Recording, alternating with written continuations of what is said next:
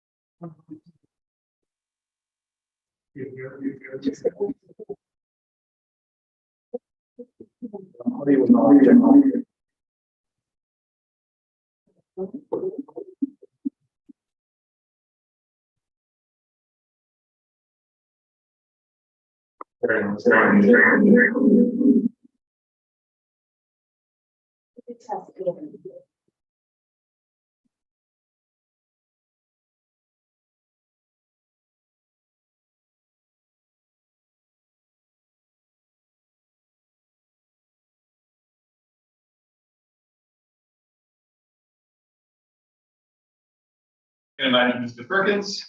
All in favor? No. Opposed? Get a motion to approve the minutes of the February 13th meeting. Forsyth, seconded by Mr. Reagan. All in favor? Any opposed? Aye. Carried. Okay. First, we have Jay from Community Services joining us in person. Wonderful. So our first resolution for Community Services is authorizing the chair to sign an agreement with the Impaired Driver Program, IDP service for the New York State Department of Motor Vehicles. I get a motion. Mr. Burke, seconded by Mr. Perkins. So this agreement is done somewhat randomly by the state Department of Motor Vehicles. I think the last time we entered into early 2000s.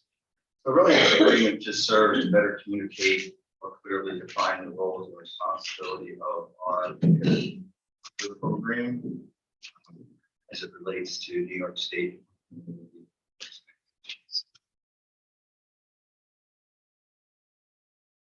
Any discussion on this resolution? All in favor? Aye. Any opposed? Okay, carried. We have an update from Community Services. Jay?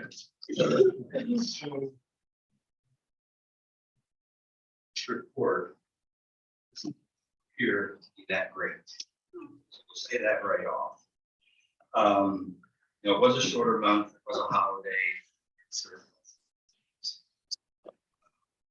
Even so, some of the numbers seem to have dropped significantly. The no-shows, the most difference would have been for kitchen services. Last month it was 18.9, this month it was 18.7. So the no-show rate drop doesn't necessarily explain why the number of visits also dropped. But the numbers, I guess, speak for themselves. Don't really have a definitive explanation as to why they're lower than the previous month. The prescriber visits did go up slightly. In terms of the wait list, there's 21 on the mental health wait list. Of that 21, 13 of those individuals are stay on the wait list, specifically asking for a lot of our counselors.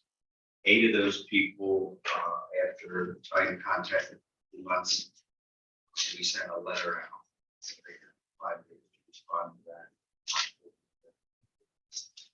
So unless they respond, essentially the wait list. So the services provided by all clinics was down this month, like I said initially. The paid percentages also down 44.1%, which is a low. I will say that that's when this is right about the time that we 100% complete with allowing 10-11 to do it. And at the time we were down, we had 1 of 3 account clerks. Currently, we have 0 account clerks. We are onboarding that biller before, and we're also onboarding account clerk hopefully next week. So that will help with equation finance service. We're also, this is sidebar, we also are onboarding specialists. Ebbs and flows.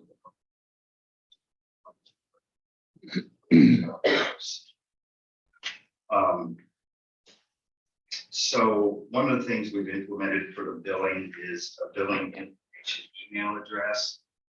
Right now, we don't have any account purchase services manager. So we're asking the clinicians to make sure that we have updated insurances and the front desk if we're seen in person. And that's one of the problems, people who aren't seen in person, their insurance changes. We assume they still have the same insurance. We bill, it gets denied, and we don't have any updated information in person. But this email will allow them to take a picture of their insurance card and send it to us via email. We are also now collecting secondary insurances. One thing I will say, we tracked what we brought in from a year of 10-11 billing and a year of IMA billing, our previous vendor. And if you take OTP out of it, those numbers are almost exactly the same in terms of revenue per person. So it's still the OTP that we're really struggling with. Part of that is because Fidelis and some of their subsidiaries, or some of Fidelis subsidiaries in Medicare, will not reimburse those services. So we've had 1 full year of operation. But they will then, after that year, allow us to retro that bill to see what's back.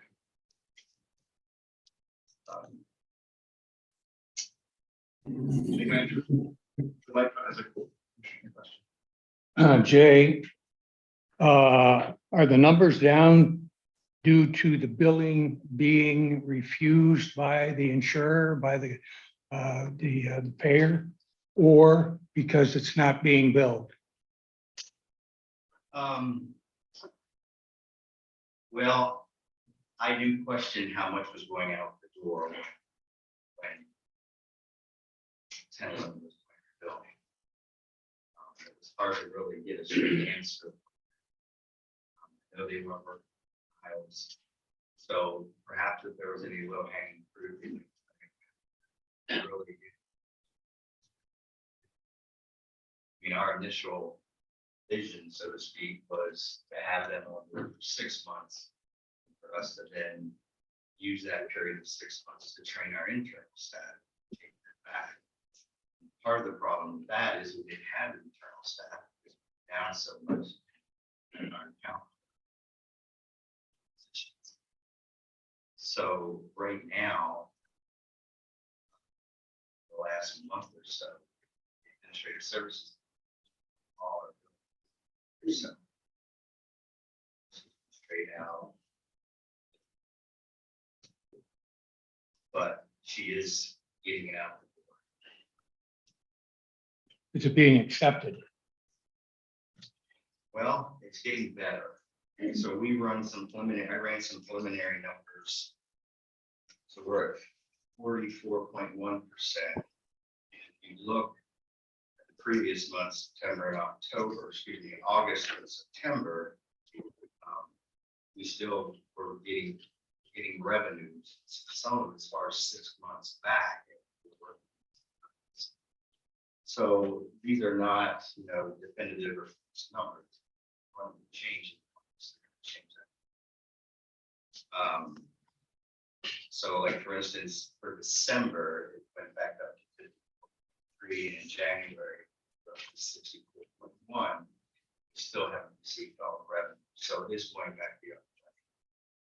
So are the percentages that you're giving us the percent of bills submitted that are being paid? Yes. We are on the low end, aren't we? Yeah. What do you see is going to change that? What's going to turn that around where we're back up in that 90% category? Well, I mean, I think getting staffed up. I mean, the medical biller that we were bringing on in April has over 6-7 years of experience. So I think that expertise will help. Even our administrative services manager, she continues to learn processes as she goes along. But it's not something that starting from scratch. You're going to be an expert. But certainly we're going to do better than what town does. I would think, Jay, that this is going to become the bellwether for future, at least for me anyway, for future reimbursement percentages. I would certainly hope that if we have people in there that have experience, as you say, that we're going to see a turnaround with this. And I got to tell you that if we don't see a turnaround, I'll be one of the first ones that are saying we need to get out of the business.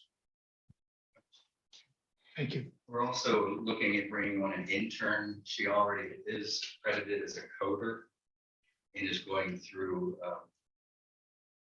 medical billing, associate's degree for medical billing. So we're bringing her on. It's the last part of her curriculum, associates, and she may work out, and if she does, might apologize for her. I hope it works. Thank you.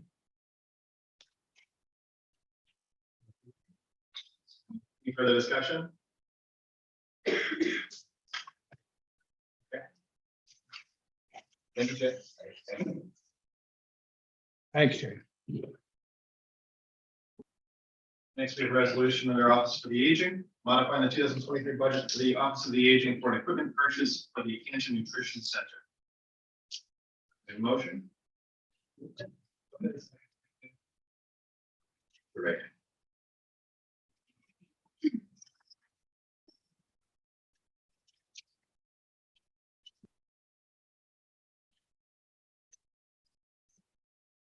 Yeah. We have no idea how old it is, but currently neither oven is keeping temperature. And I believe as of this week, out of the 10 burners, 4 are working.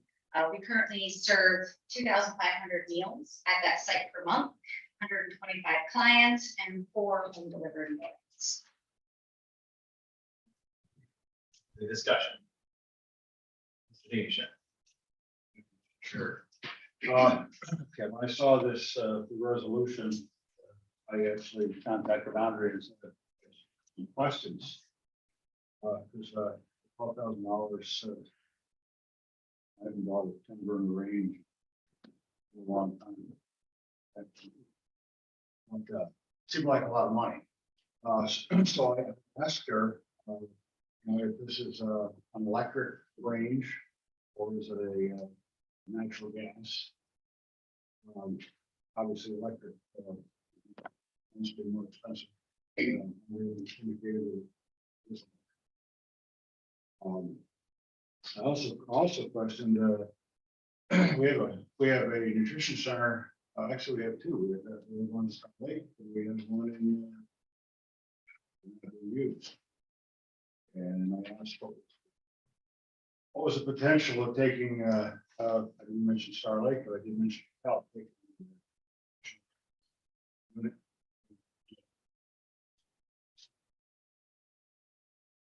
Using said it wasn't.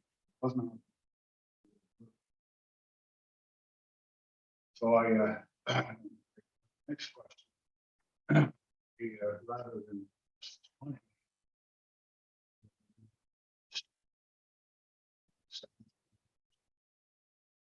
So I guess I would ask you.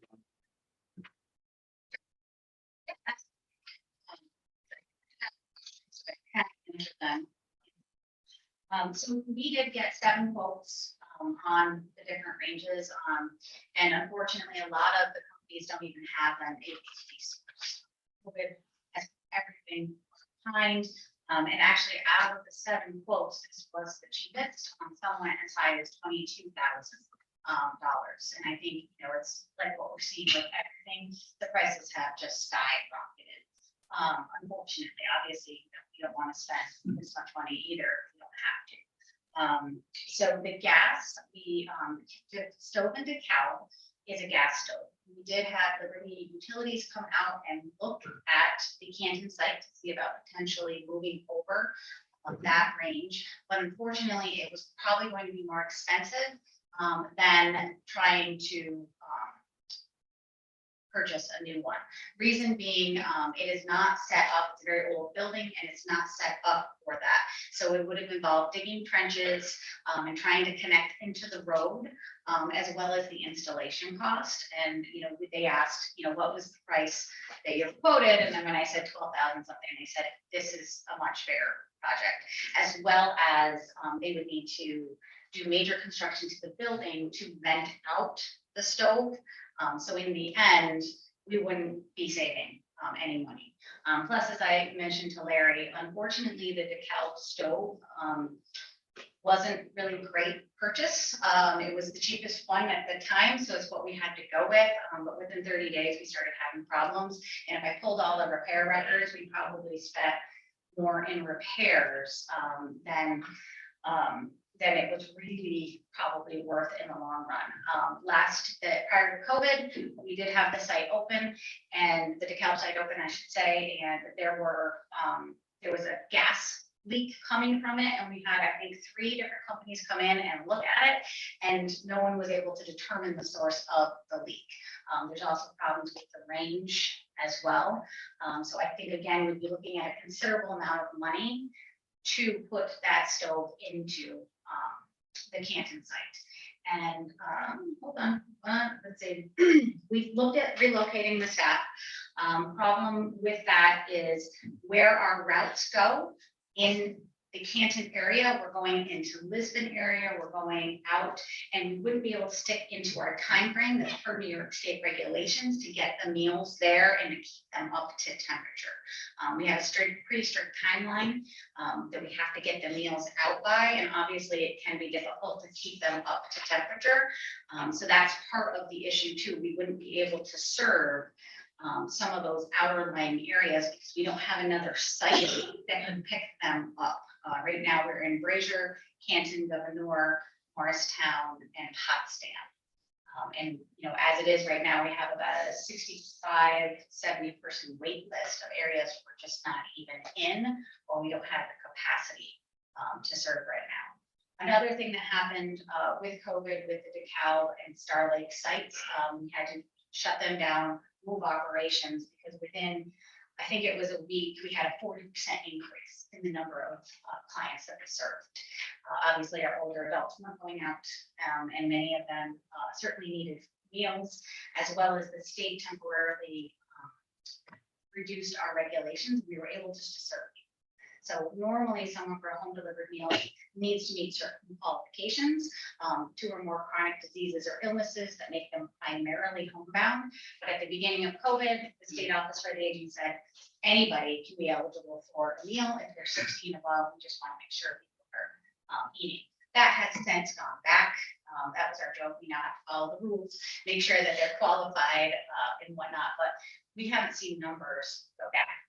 In fact, it's just going to continue to trend. Preference. Thank you, Mr. Chairman. Andre, you said you bought the cheapest one in DeKalb and you had all kinds of problems and it cost you more. You did reference that this was the cheapest one that you're looking at here. Is there any warranties with it that would Absolutely. take care of all that? There is a full warranty with this one, as well as it's a better brand. So brand was kind of an off-brand, no-name brand for the one in DeKalb. This one is kind of the middle road. It's not the nicest one you can get, but it certainly is much more functional. We actually went to our nutrition assistants, who are the experts in what works for a commercial grade stove. Because again, we're not talking about just the range that you or I would buy for, you know, our homes. This is something that needs to produce, you know, hundreds of meals a day. Do you know what the warranty is? I'll have to look at that and get back to you. And also what the expected useful lifespan of Sure. the appliances. Absolutely. Mr. Smithers and then Mr. Frank. Andrea, what's keeping us from servicing the people that are on the waiting list at present time? Sure, the lack of staffing. So I will say we have 6 temporary staff positions available, and we're not getting applicants for those positions. The reason is and it is just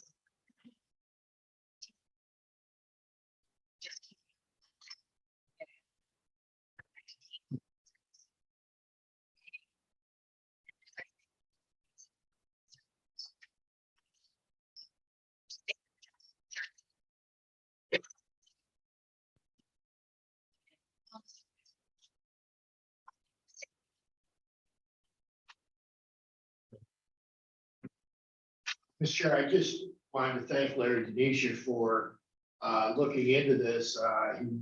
He obviously explored this and looked at issues that I know I wouldn't have thought of, and I just appreciate having his expertise on some of these issues. Any other discussion, Mr. Denisha? Yeah, thank you, Mr. Chair. And I did, Andrea, I looked at the, there was a Garland. Garland is a good name. 60-inch 10 burner Garland is just a little less than 16 grand. So when I was asking you the questions today, the reason I was doing that so that this would be you'd be armed with all the ammunition, and hopefully it would be a fairly easy.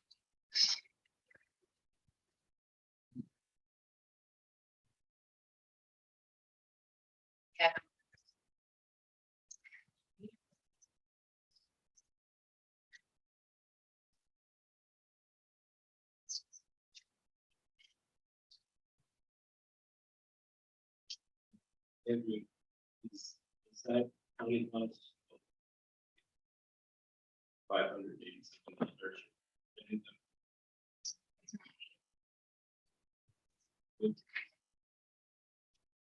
The other question is, you're going for gas.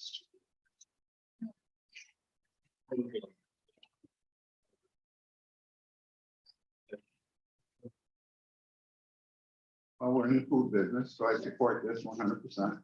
Do you have a breakdown, or can you give me sometime breakdown each community and how many are actually distribution spots? Yeah, like absolutely. Lisbon? Yep, I have December's here right now, but I can absolutely get you, we're always a kind of month behind in putting together our numbers, but I can certainly email that out to everyone. You mentioned the Lisbon site. Who services the Lisbon site? None? Current, well, so we're switching it. It was in Potsdam, but then it was, we were only able to get to them a few days a week. So we move it to Canton, which we started this week, we're able to add another day of service. So we have some areas that receive Monday through Friday, hot meal, and then we have other areas where we're only able to serve a few days a week, depending on our volunteers. We have about 100 volunteers every week who are helping us, and 26 home delivered meal routes, and let's see, a total of 18 staff. So if you do the math on that, we certainly can't do it without our volunteers, and we're always looking to increase our volunteers, but it's hard to run a program with volunteers. Absolutely. All right, thank you. Any other discussion on this? All in favor? Aye. Any opposed? Hearing none, resolution carries. Thank you very much. Andrew. Next, we have resolutions for public health. By Carolyn Webb. First resolution is authorizing the chair to sign an agreement with New York State Association of County Health Officials for education and marketing of heating and cooling centers through the Climate and Health Adaptation Project and modifying the 2023 budget for the public health departments. Make a motion. Perkins, second. Carolyn? Thank you, Mr. Chair. Good evening. We were awarded a scholarship for $3,000 from meditation.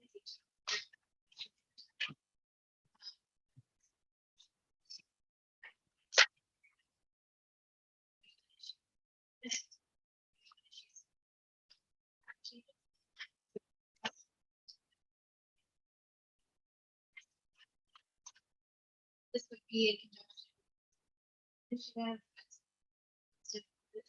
Initiative. They would.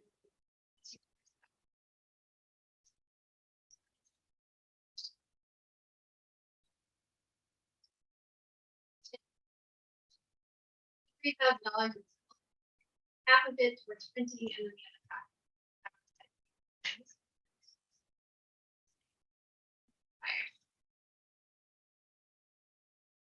Any discussion?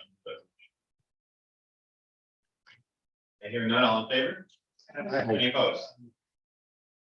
Here, next resolution is authorizing the chair to sign an agreement with Seaway Valley Prevention Council, the New York State Public Health Board Fellowship Program. Can I get a motion?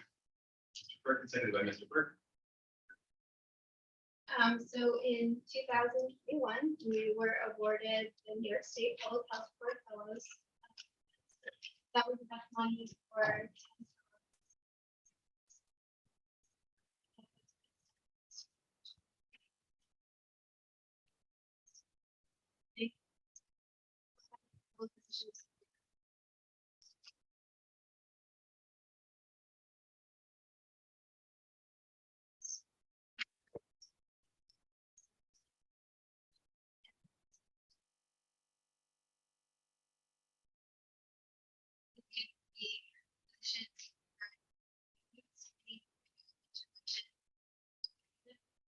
Just evidence.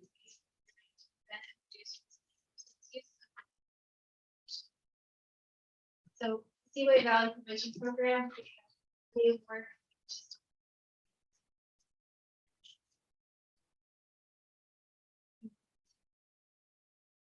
Maybe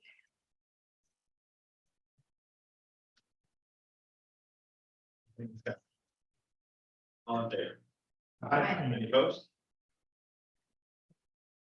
This resolution is modifying the 2023 budget for Health Department to accept the National Association of County and City Health Officials Certification in Infection Control Scholarship. Motion. Mr. Forsyth, seconded by Mr. Perkins. This was also a scholarship from the national organization, which was from local reference. And it's for staff members to pursue certification in infection control.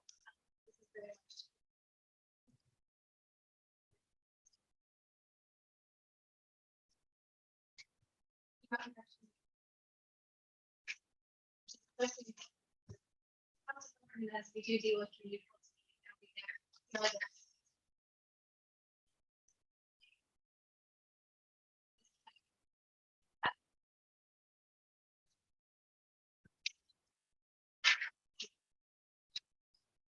There are some requirements to do tests.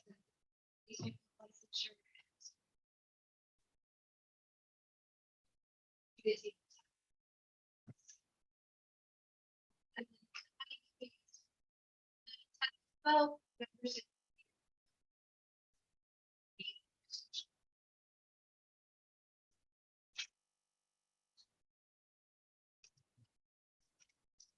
Training online, or do you have to attend? So the one that we plan to purchase is online, it's a self-paced model. Guides, practice exams.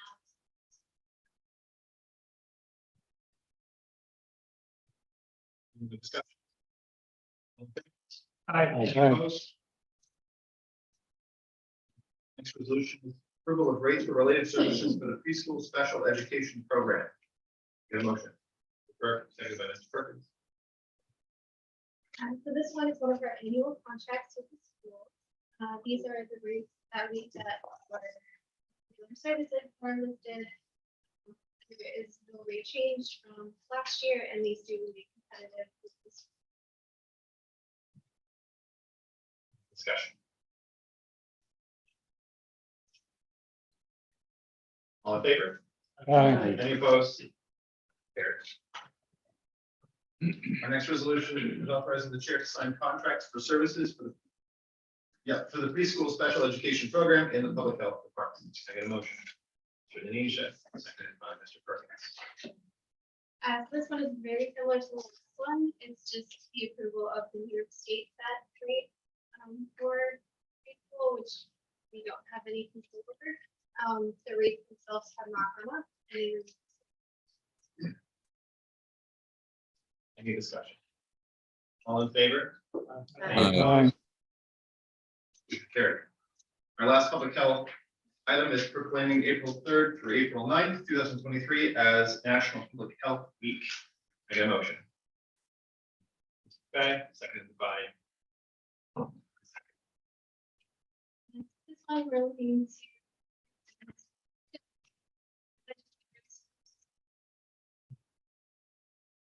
This year, the youth center is celebrating. They have. So we're planning. To have some social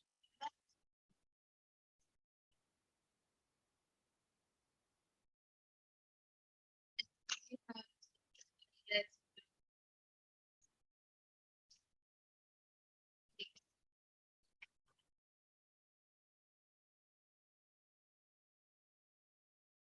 any discussion. Will you email me the agenda, just the outline agenda for that? All in favor? Aye. Any opposed? Thank you, Carly. While Commissioner Seaver comes up to discuss social services, I want to make a note that legislator Jeanette will be absent due to extenuating circumstances. He is excused from this meeting.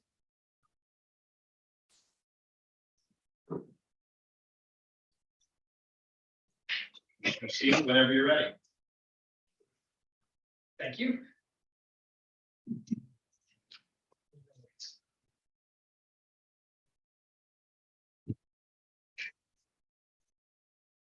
To discuss with you some statistics.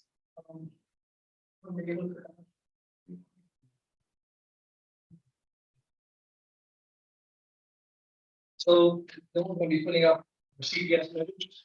Now that we've had 4 years of data, we're starting in the third year. To show where we are and show how the trends are all going in the right direction. And then over the last month, we've had some really excellent progress made towards this. So, hard to see it on there.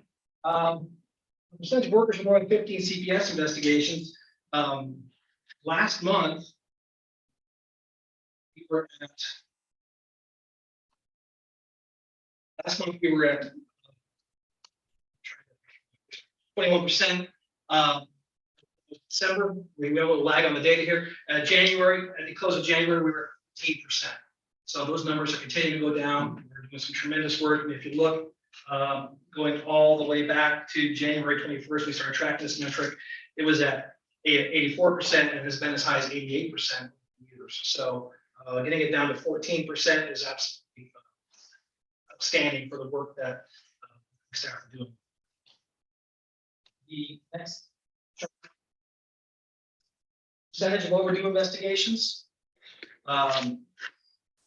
We are currently at 28% overdue. At the end of December, it was 32%. We're going to find that number down quite a bit. As when I get to the other statistics, I'll talk about the number of cases that we closed over the month. It was a substantial number. And again, that trend is going in the right direction. We have been as high as 58% over the years. So getting it down to 28% now is a tremendous step in the right direction. And the last of those three charts is our percentage of safety assessments. We were back at 98%. They missed on 2 out of 120 for the month. And sometimes those 2 are just a matter of, we're trying to find a family that's out of town and they don't respond within that window where we need them to. So I think 118 out of 120 was pretty close to the mark. Again, it's not perfect. We're going to keep striving for it. Thank you, Bill. Does anybody have any questions on our CPS measures before I move on to the other package? So, starting February 2023, we now have on page 1 of the packet, we have 359 children as of February, for the month of February. Those 359 were based on 163 reports. So that was it was a busy month. It was slightly above our average, down from January. February was also a short month. They're definitely moving in the right direction. And at the bottom of the page, again, I'd like to show you again, re-emphasize those safety checks. 118 out of 120. So I think that's outstanding. I just want to keep this. On page 2, I'd like to direct you to the first chart. Average CPS caseload is staying steady at 11. And we're doing that even though we've lost some staff due to going to different agencies and stuff. We've reallocated, but we're really closing out cases at a fast rate. And the next page down, where it talks about total caseload, end of February, we had 334 cases, down from 380 in January. In the month of February, on a shortened month, still closed 136 cases. We closed 120 in January. So they're continuing to get those cases closed and moving that metric in the right direction. I'm very proud of the work that they're doing there. Moving on to page 3. Charts on foster care preventive services. We have a total of 226 kids in care for foster care. We were at 237 last month, so we're continuing to move in the right direction. And if you'll remember, that number has been as high as well over 300. So we're getting those kids to permanency. We have 75 in kinship, and a whole bunch more home on a trial basis. So I think that's just a great if you look down at the bottom right corner, the average days children have been in care, that number keeps creeping up. The reason that keeps creeping up is because we're getting these kids to permanency that are, I won't say easy, but are easier to get placed. And when we get all those little kids moved to permanency, whether it's adoption or any other resource, the ones that are left are the ones that are difficult to place, that we may never be able to find a resource to place, or have determined that they don't want to be adopted if they're a certain age. So that brings that number up. Because we're taking all the other cases out of the average. So all that's left are some of the more difficult cases.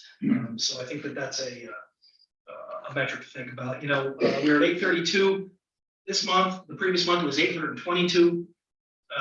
Average days in care, excluding the children without a resource, is 701. The previous month it was 693. So, but that is a reflection of the fact that we're getting kids to literacy and getting it done. On page 4.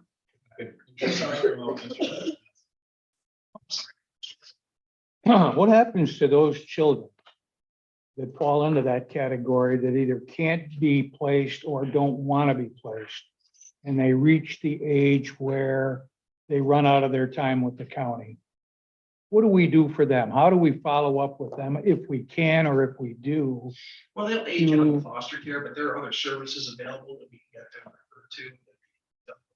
They're not just kind of left out. Well, that's my question. What exactly are, just for instance, a couple of those services? To be honest with you, it's not something I've dealt with often here. So we'll find out for sure. I don't want to give you mixed information. I'll get that. Okay, thank you. Yes, sir. Yeah.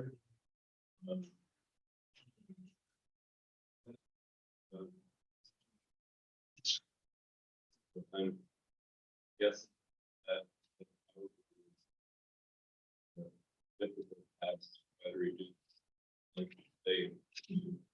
It's very difficult. The institutional care kids are one of the most difficult cases to get permanency, most expensive cases. Thankfully, they're only 7% cases.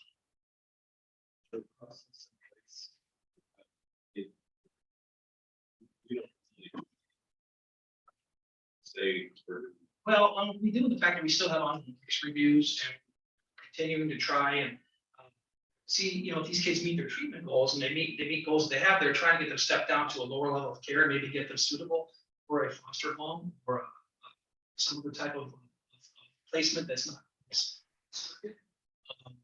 Hoping to get these kids stepped down a little bit, and we can still, you know, hopefully get kids those resources. Years. Kids adopted spouse. There's still, she's there. It's just very difficult when they reach that. So we don't pass them off and then just leave.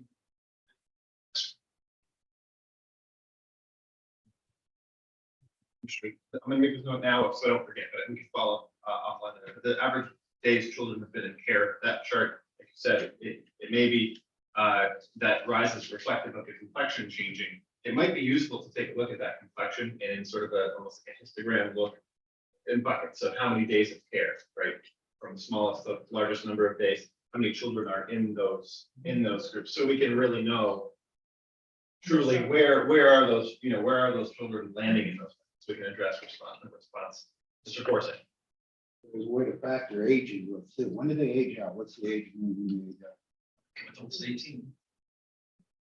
That's all staying longer based on their situation. That's the age when you- Continue. Thank you. We were on page 4. Adopted average foster care preventive caseload. It's at 10. It was at 11 last month, so we're still bringing those caseloads down. And again, I'm getting these kids, a lot of these kids out of care and back to home resources. If you look to the average number of children in home receiving services, in February, we went from 178, February 22, a year later, we're 169. That is a statistic that I would like to see us change. That's probably not for me. The fewer kids we have receiving in-home services means that we have more kids in care. I want us to really look at bolstering our prevention efforts and services for these kids at home to prevent them.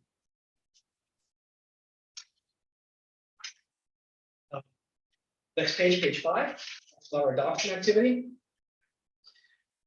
February was a slower month. We only had 3 adoptions in February after 9 in January, but I know we have several scheduled this month and several this month. So statistics. But again, we're really moving forward on these adoptions. And last month I gave you some metrics based on where we were the first half of the year versus the second half of last year, and the rate has really increased of getting these kids to adoption or permanency. And that's a combination of my staff, but also of our legal staff under Mr. Button and the judge in our partnership. So I'm very excited. We're going to continue to get these kids adopted out. Foster care placements, we're still meeting our family first goals, which is have more than 50% of these kids in kinship homes and less than 12% live in residential placements. And our kinship is at 53%. And our institutional is at 7%. So we're still the number of hours of supervised visitation dropped quite a bit, 587. That's a reflection of the fact that the position that you were gracious enough to give us permission to fill, and we were able to take that over in-house and not have to contract it. So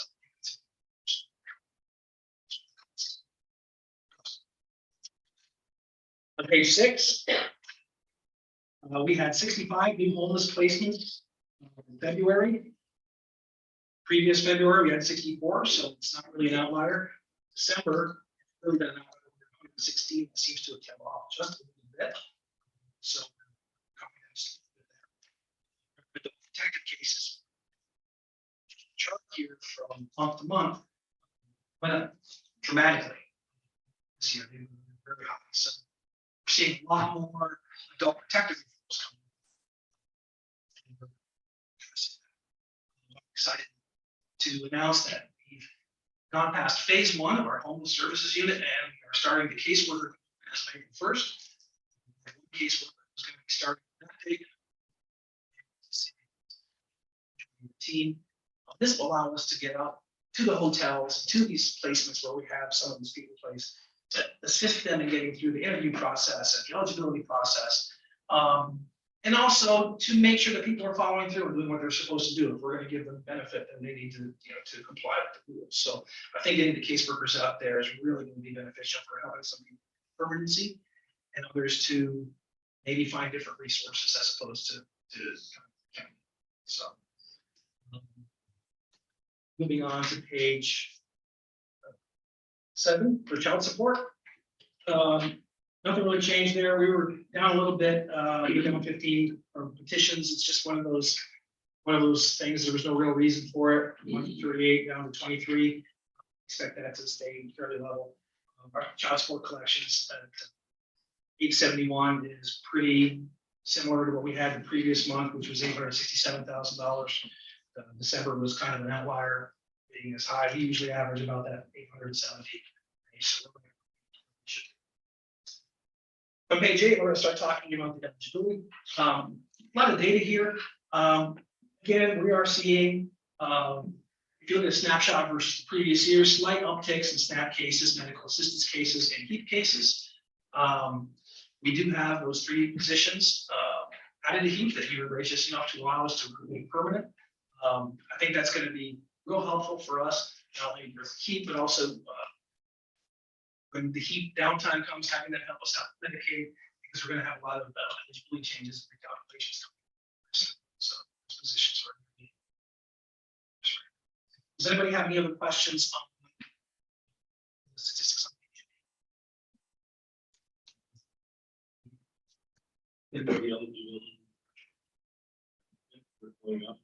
There's going to be another recalculation done this May. I'm not sure what the amount is. I do know that it was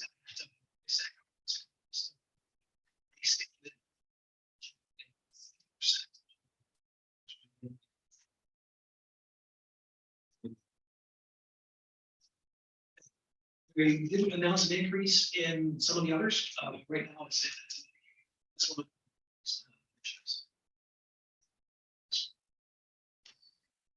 Any other questions on page 8 before we move on? Page 9, again, looking at the safety net, SNAP by zip code. There's really nothing that's changed here. These are all pretty standard.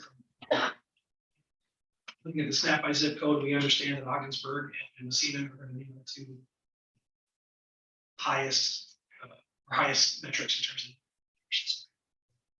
receiving this there. Go to page 10, questions.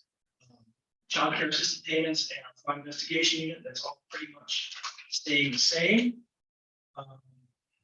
We are seeing, since we reopened heat in October, we've up to a total of $38,000 in furnace replacement costs and $18,000 in repair costs in general for heating cooling systems. So. And if there are no questions, the last page would be page 11. Now it'd be Medicaid. We're seeing pretty much the exact same number of chronic care and community Medicaid cases happened last month, with 52 each. And there's the breakdown for who's receiving Medicaid and personal care. Does anybody have any questions on any of those? Mr. Burns. Page 6. Is there a demographic breakdown of It's in the works right now. They actually mentioned it's just a website before the meeting. We just got access to the state system that really can give us the more robust data, so that's being broken down now. I'm sure that's out to you. While we're on that chart, top left of page 6, new homeless placements, just want to note a presumed formatting error in the months there. It looks like Yeah, January and February were kind of at the left side instead of the right side. So the numbers are right. They're just in the wrong spot, right? yes, sir. Okay. Mr. Manelli. One other question on the new homeless placement. Can you also, I see that it's individuals. Can you let us know how many families that is as well? I We get that metric. Thank you. requested that. Yes. Thank you. Mr. Burr. Not seeing any changes in presentation of the. Looking at the Medicaid patients, just wondering if what we all see, or believe is happening, increased costs to fuel, gasoline, food. Are you seeing any trend? I think what we're seeing is an increase across the board. People who are suffering due to increased costs, that's probably part of it. Also, we're seeing a large number of people who are coming in with substance abuse issues.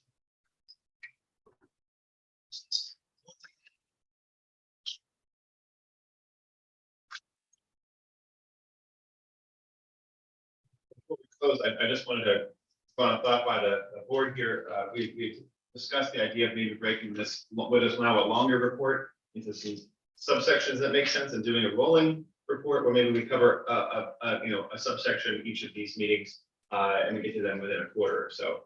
Does anyone have an objection to that approach? We'll take that under advisement. Thank you, Commissioner. Thank you, sir. Yes.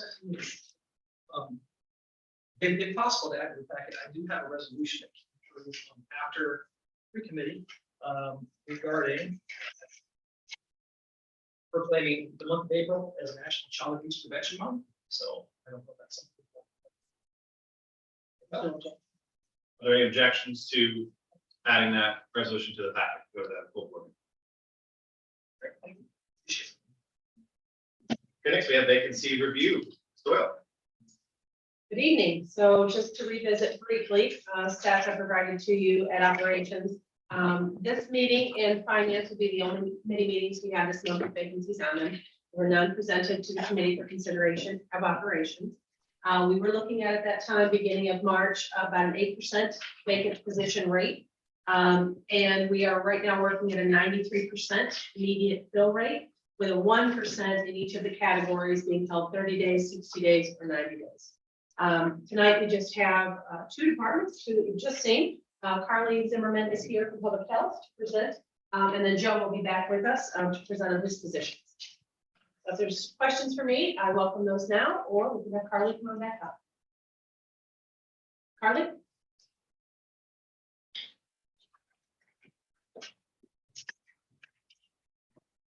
Public Health has one position this evening to fill the public health specialist.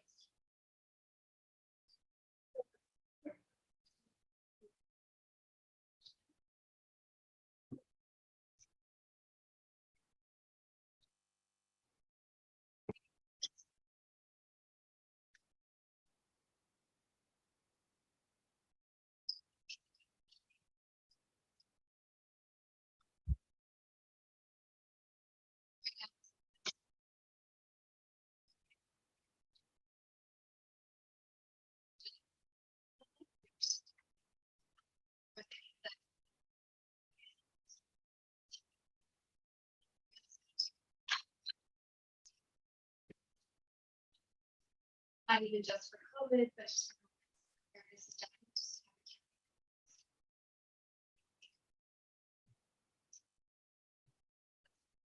Decided. Do you anticipate filling this from within, or are you gonna speak up? Feel like we'd be. Okay, whoever it was only there about a year. How long before that? Again, how long? So this was a new position, Okay. that was created. Because of the COVID. So, yeah. And the individual that, yeah, they were.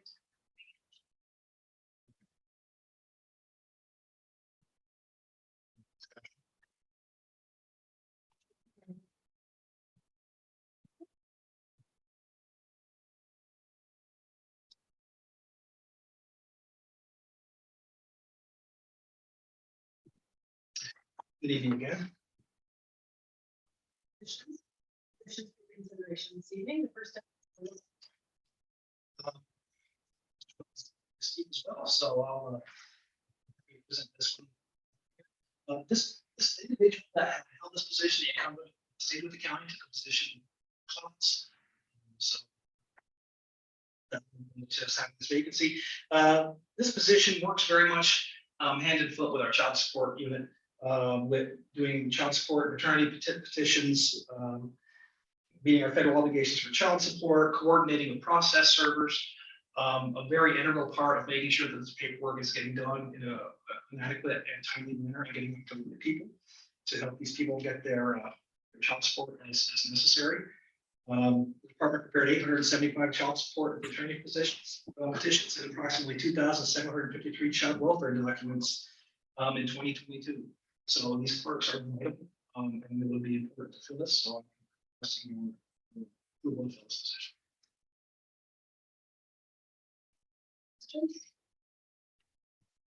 Next one.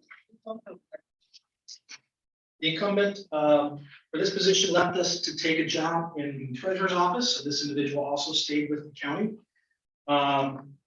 This person also was responsible for working with child support orders, modified child support orders, violations, etc. Helps us work with our existing accounts when the court orders been modified, making the codes improperly, dispersing the proper child support amounts to other state agencies as possible. We receive between 40 and 75 orders every week, and over time, there's a large number of families that would not receive the support in a timely manner without these clerks there. So with that in mind, I would ask for approval to this position. Questions? Okay. Next up, there are two different units, but both social welfare examiners. Yeah, the first one is for a TA SNAP unit. The individual who was in this position also stayed with the county and went to probation. I am very pleased to be providing staff to fill the vacancies in the other departments in the county. This individual works with us for making our deadlines for our applications and our recertifications for people. They work with the applications for both TA and SNAP to make sure their clients are getting their benefits in a timely manner. This examiner position currently is responsible for maintaining 20 TA cases and 350 SNAP cases, serving a total of 670 individuals. Having these people out creates a backlog, and we make sure that people are receiving the benefits in a timely manner. So I would request your approval of the position. Questions? And finally, Medicaid social welfare examiners. This individual actually stayed with my department and took a promotion to senior welfare examiner. So I got that in 25 tonight. This position is for Medicaid. It is 100% reimbursed. In January 2020, the caseload was 480 cases. Right now, the caseload size is approximately 1,200 cases. The number of people who qualify, as I mentioned earlier, is going to increase. It continues to increase. We foresee a very large workload coming down. Recalculations and recertifications are going to happen. We're already doing that based on the last recalculations. So there's an incredible amount of work in the unit.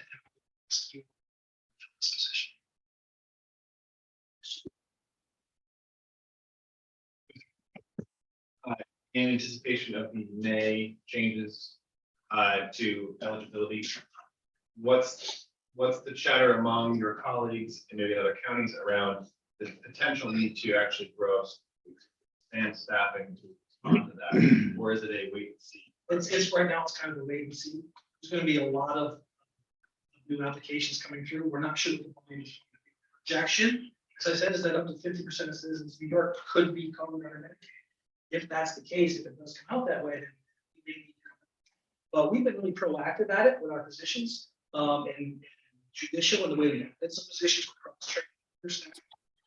So that when the summertime comes and spring and the heat kind of takes a downturn, can maybe pull some of those people to assist as well. So I am not foreseeing the need to come back before this board and request additional positions this time.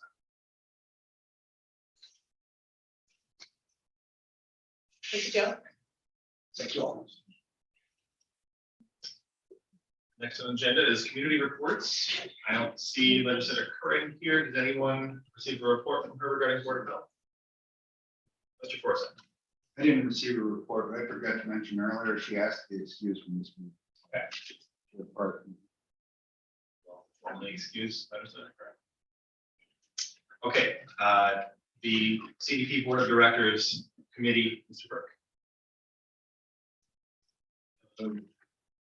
Right now, CDP is undergoing a federal review. They have that periodically, they have an on-site review.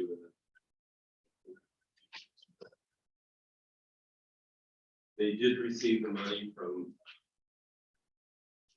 global partners, the energy company, and they were able to with 100 gallons of fuel oil or kerosene. And she said that was extremely well received. Those people were ones which eat something. START program is we're actively seeking children. We're at reutilization is a little bit lower. And it's a challenge because 90% of the that are eligible, I mean, 90% of the children that are admitted have to be income eligible. So the director was saying as the wages go up, as the minimum wages, and yet the threshold for eligibility hasn't changed. People are, some individuals are no longer eligible. Doesn't matter, again, cost of a vehicle to get to work, cost of fuel to put in it, or the cost of groceries, if they are above the federal guidelines. So that's a real struggle. I didn't, this is new to me, they just put down committee, but they served 351 children. Capacity at START, they are in Fraser, Canton, Governor, Messina, Norwood, August. They also have 3 other major programs: the weatherization program, housing choice program, and the neighborhood centers. So it's an extremely busy and important, providing a lot of services. There's a lot more, but that's the headlines, I guess. Thank you, Mr. Burke. Next, we have Community Services Board, Legislator Haggard. Thank you, Mr. Chair. Unfortunately, I did not attend the last meeting due to illness. I think Mr. Albert gave us a nice recap tonight of what's going on. Our next meeting's Thank you. Office for the Aging Advisory Board, Mr. Denisha. Sharon, we've not had a meeting since my. You know, if there's a scheduled meeting. There. A Youth Advisory Board, Mr. Thank you. So the Youth Bureau has recently announced its third annual Trash Dash that's taking place on Earth Day weekend, Saturday and Sunday, April 22nd and 23rd. There will be 3 locations on Saturday, Rensselaer Falls, Governor Potsdam. Sunday will be 2 locations in Messina and Ogdensburg. And individuals and organizations will go through the Facebook page to register. And really what they end up doing is they walk a 5K down one side of the highway, picking up trash and debris, and down the other side of the highway on their way back. And this is in partnership with Highway Department. Next, our teen ambassadors received some training to help bring Gizmos, which is a kind of a suicide prevention program through the People Project. So they received some training and they'll be rolling that up to some of our grade 3 and 4 classrooms across the county. The first one being with the school resource deputy Blue this Wednesday at Hubleton. And again, that is in partnership with the People Project and Mary Will. We've got some ambassadors that will be doing an interview with ABC 50's Isabella Colello about the adoption of Brigade 369 in Kuwait that's deployed there. They have adopted them and they send them goodies and videos. And then they will also be following up with an interview with some of the soldiers, a virtual interview with some of the soldiers that are deployed there as well. One other thing I wanted to share, just kind of a finger snap for our Youth Bureau and Public Health Department. They partnered this past Friday. There was a regional staff day in St. Lawrence County, and they trained 35, I think it was 35 school nurses in PPR, which is the question, persuade, respond, the suicide prevention training. And I heard great things. My own school nurse said that the training was wonderful and that they did a really, really nice job. So I just wanted to celebrate them and their partnership as they rolled that out across the county. Our next Youth Advisory Board meeting is Tuesday, April 4th at 5:30, and our Youth Committee meeting is Sunday, April 2nd at Fort Cambia Zoo. Thank you, Mr. Manelli. What a wonderful report. So that concludes committee reports. Next, we have old business. Does anyone have any old business? Hearing none. Have any new business? Yes, I have some paperwork regarding the interest of the town governor and village governor to purchasing a property. Given a copy of this to Ruth to give to Steve Button, and we'll be giving him more information regarding that next week. Mr. Forsyth. Yeah, I also have a resolution that's coming to finance. I will be out of country for finance and the full board. I would hope, I left it on some of the people's desk. I sent it by email to some of the others. It's supporting the city of Ogdensburg in their endeavor to see if they can get the state to reimburse them for some sort of pilot. There's a map on there that highlights in color the area that we're talking about, state-owned properties that pay no taxes. And there's a large percentage of the waterfront property, large percentage of the city of Ogdensburg, disproportionately to probably anywhere in the state. And the assembly has supported it. They put it through a bill as well as the Senate. I'd just like to get our support to back them, whether it'll gain any traction, I don't know. I think we should show our support. So I looked this over. This is just in support. Yeah. Let's see. Thanks, Mr. Forsyth. Dave, is this something that happens in other places in the state? I know that other places where they're exempt from taxes. And is this quite frequent in other areas, or where does this take place in the state?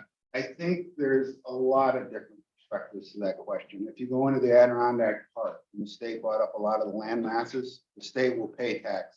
I pulled up on the tax lookup. There's several in Piercefield, Colton, Parishville, where the state does pay taxes. Albany, it's really every different area has a different solution, except Ogdensburg gets nothing, like zero. And in the old days, they used to say, well, it's because of the jobs. It's all sorts of jobs. Well, there aren't the jobs anymore. You know, the correctional facility, There's one now, there used to be two. Psychiatric center used to employ thousands in its day, I think it's hundreds now. And there's a lot of abandoned properties. It's just an array of everything that, you know, if they're not going to utilize it, let it be developed, let it be turned over, let someone else be able to utilize it. Is there any possibility of purchasing that back from the state? And then putting it to some use instead of just letting it sit there? Yeah, that's the ideal goal, whether it's purchased and whether Jim was involved with Senator Ritchie. There was an initiative a couple of years back for some of the psychiatric center project for the property. It seemed like it was coming to fruition. I think we even did a contaminated study or survey of the property. And then it just dissipates and goes away. So we got barns, you know, don't get me going, but you drive down 37, you look at the old barns that are dilapidated and falling down and the stuff that's inside them, and they just, you know, it's just not a welcome to Ogdensburg or welcome to St. Lawrence County, you know, thing. And that's state-owned property, you know. Just my ideas. Mr. Denise. Right. Mr. Chairman, I think it's great idea. It's the state has a lot of property. Near the land. They should be paying taxes. If they don't want to pay taxes on it, they should sell it. Put it in a lot of property over there. It's very desirable. And, yeah, I support it 100%.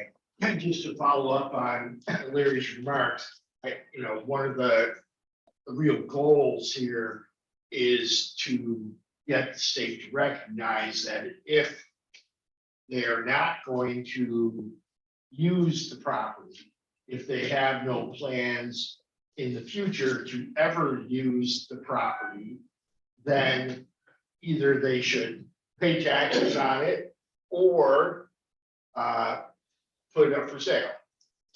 Senator Ritchie worked extremely hard. You know, we had a big parcel on Route 37. She even went so far as to get an appropriation from the state to pay the state for the property. And we couldn't get the state to take the money to buy the property from the state in order to get it back on the tax rolls. And while the various state agencies were objecting to the process, one of the barns that was on the property fell down while this Office of State Historic Preservation was saying, well, you know, some of these buildings are pretty historic. And, you know, we're like, and the building fell down because you wouldn't let us move forward on this. So it's, you know, we do appreciate the support. You know, the hope is that maybe this could be a model for other areas in the county. And so, you know, Dave will be out of town and we'll be bringing this forward, and we certainly appreciate any support. Mr. Reagan, any other new business or discussion? Mr. Lightfoot. I chose new business because you didn't appoint or no committee was appointed to follow up with what I'm about to speak about. So Legislator Denisha and myself attended the last meeting of the St. Lawrence County Fire Chiefs Association in Morristown this past week. And one of the things that we brought up to them was the local law that St. Lawrence County Board of Legislators is considering to in some way compensate these volunteers as minimally as it might be, at least it is something. And it was explained to them that the resolution to set a date for a local law was tabled because we wanted to get the input of the chiefs. So that information was given to them. I asked them to get that information into the board office and not to just listen to what I'm saying and then forget about it when you walk out the door. We put this on hold for a specific reason, looking for some input from the people it's going to affect. So I'm hoping that we're going to see something coming in with regard to that. Secondly, one of the things that was brought up by the fire chiefs to Larry and myself is the fact that they are looking at purchasing software which will allow the volunteers on their cell phones to check in response to a call for service. In other words, we need an EMT. It's going to go out to all the EMTs. They are able on their cell phones to acknowledge and tell them if they're going to be responding, how they're going to be responding. In other words, I'm going to go right to the scene. I'm going to the fire station, et cetera, et cetera. What they're asking the board to do is take a look at the cost of the software to do that. And I told them that we would take a look at that. Now, I don't have any information on it as of yet, but that will be upcoming. And what I would hope is if it looks like it's something that the county can afford, that I bring forward a resolution sometime in April. Larry, you want to comment? Yeah, thanks, Joe. I'll bring that up. It was, yeah, we had a good audience that evening, and we got some really good feedback. There's a couple of different, probably more than a couple, but one of the ones that some of the partnerships, it's called Active 911. And what that does, it allows, well, they don't have to have papers, they get the information written dispatch. This other one, and I can't remember exactly what the name of it is, but it's the B something, I don't know. where you don't actually have to, you can respond right on your cell phone. So, yeah, I think it sounds like a good tool. It's certainly something that's worth looking at. And I think if we're, I know we're all interested in helping our volunteer rescue volunteers do whatever we can to retain their membership and to hopefully get some new people involved. But this is a tool that helps do that, and it's not cost prohibitive. Something that we really need to seriously consider. Tiger, did you have? Sort of a comment. That sounds great. It looks as though those applications are available. Yes. Sure they cost. Thank you. We've heard some presentations from Matt Dinner on purchasing new equipment that would be able to help all of these emergency services. And so the question is this going to duplicate his efforts in that area, or are they going to be able to coordinate those that equipment with all of these at the meeting town governor? They were talking about being able to communicate and being able to tie in with some of the new equipment that the county is getting. So that's my question. And I would think that discussion would be best held once we've, maybe our own teams have been able to evaluate the county's departments. And the software outcomes are, and how they integrate.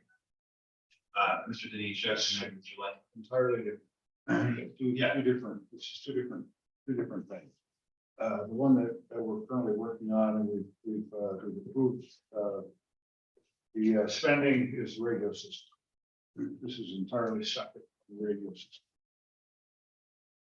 It's One of the things that I neglected to mention was this, is that not only do the firemen check in with their departments and with all the other departments, but that check-in also goes to E911. Shows up on a screen, shows who's responding, who isn't responding, or who hasn't responded. And one of the benefits of that, according to Mr. Denner, who was at the meeting and I think discussed it with both Larry and I, that he's very much in favor of it. And it's going to benefit and enhance what goes on in 911. One of the enhancements would be this, is that at a glance, a dispatcher can take a look at who's dispatching, see if they've got enough people to respond to it. And as a result, would make a determination whether or not mutual aid needed to be called. If there was sufficient manpower from this department, that department, whatever, it could involve a lot of time, a lot of savings, a lot of potential injuries, just responding to these things. And I think overall, you know, and this would be part of my advocacy for it, but that I don't want to go into tonight. But I agree, there's going to be a little bit more information forthcoming with it, you know, the actual mechanics of it. And, you know, once we get that, I think that it will be an appealing decision. For the discussion or additional new business? We need to enter executive session. We do for negotiations, personnel, which is the medical, financial, credit, or employment history of a particular person or corporation, or matters leading to the appointment, employment, promotion, demotion, discipline, suspension, dismissal, or removal of a particular person or corporation, and appointments. Can I get a motion? Enter executive session, Forsythe, seconded by Mr. Lightfoot, all in favor? Any opposed? Just a couple of.